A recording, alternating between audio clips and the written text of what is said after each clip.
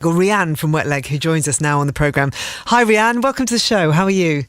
Hi, I'm good. Thank you very much. Nice to have you here. Thanks for doing the session. Where are you at the moment? Can you paint a picture of what's going on, what you can see around you? I am in my old flat in London where I'm sat on my housemate's bed and they're all downstairs having dinner. Oh, hopefully they're listening to the show or not. Probably not. What they're probably watching telly. Not right now. We've just had an experience with a new potential landlord, so they're all kind of digesting that. Okay, you are broadcasting to the nation right now, though. Yeah, that's fine. Okay, all right. I don't want you to say anything, get into trouble. No, it's all good. It's all good. Excellent. All right. I nearly got to see. I nearly got to see you in Latitude, except I couldn't get near the tent because there was such a huge crowd outside. How was Latitude for you, from your perspective? It was, just such a shock when we released Chaise Long a couple weeks before that. I don't think anyone had even heard of us. We hadn't released anything. So when we played Latitude, not only was it the first gig back after lockdown, it was kind of our first gig back after our first release, and we just didn't know what to expect. And so to turn up and there actually be people there, the tent was full. It was just, it was bizarre, very, such a good moment for us. Heads blown, I'd imagine. Yeah. I just remember looking at Hester and she was looking at me and we just were laughing. Oh my God. How lovely though. I mean, because I think around that time of Latitude there was such positivity in the air and such relief, and people were beginning to feel a sense of optimism. So that must have been amazing for you as musicians to feel like you're finally getting somewhere with the bands that you... how long have you been together for? Since 2018. Right. So, to feel like progression and people were singing your song and knowing your songs. It's just we never really set out to do that, and so kind of to experience that was mind-blowing.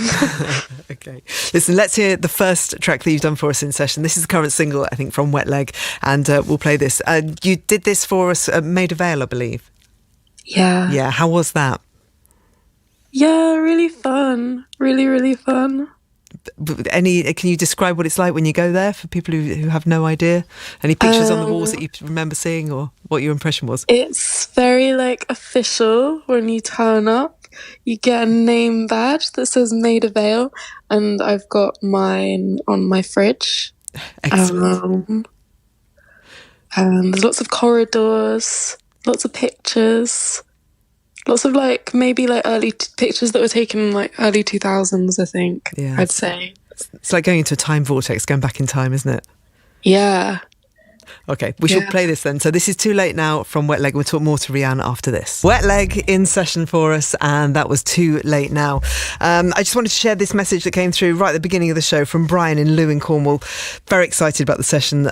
In these troubled times, it's so good and uplifting to have a band like Wet Leg to lift the spirits. The songs, the videos, all great fun and make us smile all the time. We still play Chaise Long every night, pretty much, since you made it your infatuation. Definitely my favourite tune of 2020. Thanks, Wet Leg. Keep it coming.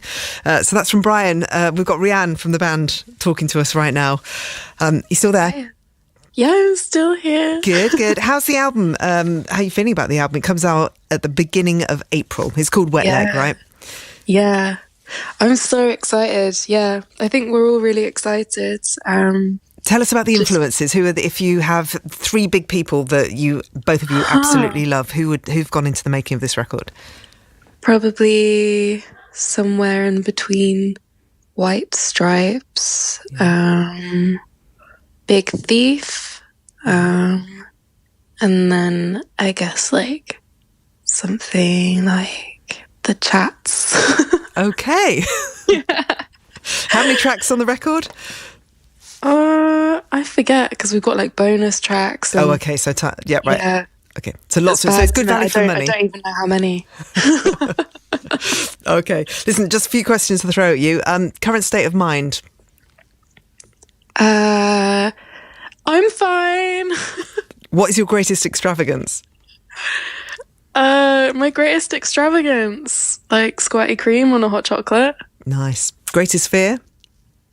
Fear itself. Which talent would you most like to have? Skateboarding. What's your favourite job that you've ever done? Ice skating. Worst job? Crazy golf. Caddy. And if you were to die and come back as a person or a thing, what would it be? A moth. How glamorous. How aspirational. You wouldn't live long. Yeah, but they're quite cool looking, and everyone's kind of like a bit grossed out by them. Bit down on moths, yeah. I've been talking about how a mouse has destroyed my car. It's nibbled through all the wires in the car, and so it's cost lots of money and stuff like that. Have you ever had pets or hamsters or mice or anything like that when you were growing up? Yeah, various pets. Again, I don't remember any of them ever dying though. But I'm sure they must have. You must have very caring parents who've been very clever. Yeah. Where's my hamster gone? Oh, it's just gone away for a little while, Rhian. It'll be back at some point. Holiday. You go, okay, fine. Right, let's play the song that I had as Infatuation last year then, and this again recorded at Maida Vale. We'll chat finally to Rhian from Wet Leg after you listen to this. This is Chaise Longue. Brilliant. Wet Leg and Chaise Longue, our sofa session tonight from the band, talking to Rhian at the moment. You are Independent Music Week ambassadors, which means you're extraordinarily busy from here on in, I think, for much of the year, because you're playing lots of independent venues. How are you feeling about it? Have you got the rider sorted?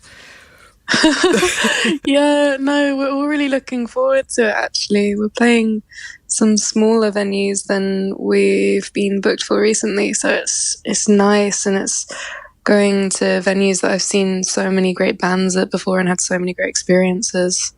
How lovely, to be on stage. Oh, wonderful. Okay, I know you're doing the 100 Club in London. Are there any particular places that you're playing that you're completely excited about? I'm really excited about playing the Louisiana in Bristol, because it was where I did my first show ever off the Isle of Wight. So I'm really excited to go back there. And when you play the Isle of Wight, which is the venue on the Isle of Wight, or which are the great venues? Growing up, there weren't really any, but now there is one called Strings. It's in Newport. Okay. Well, it's good that we can really mention it. So it's a good place to go, yeah? Yeah. Excellent. All right, listen, a couple more questions to throw your way. What's your most treasured possession? I don't know. Okay. What do you regard as the lowest depth of misery? The lowest depth of misery? Yeah. Feel like what's the worst thing to be sad about? Yeah. What makes you really miserable? Spilt milk. No, spilt milk will do. That's a good answer. You've answered these better than anybody, so thank you very much. Apart from the treasure possession, which you can come back to after I play this. Okay. We asked you to do a vintage gem, and you've gone for a Talking Heads track, so tell us about this.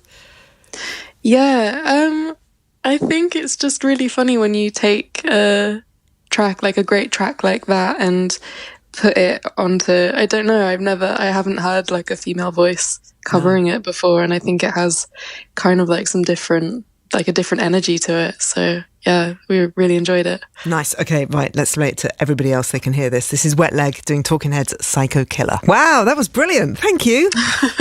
That worked so well. Really menacing. Like really menacing. Pretty funny. Yeah, really good. So that was Wet Leg doing Talking Heads' Psycho Killer, and this is Rhian that we're talking to at the moment. And this is why Wet Leg came right in the... Oh, you were number 2, weren't you, in the BBC Sound of 2022? Yeah. Yes, and this is why people should come and see you when you're doing this tour. So check out and see if they are playing anywhere near you. Get your tickets early, because I suspect everywhere's going to sell out pretty quickly. Thank you for doing this for us. Really appreciate it. Say hi to Hester as well, and thank you. Good luck with the album. And what is your most treasured possession?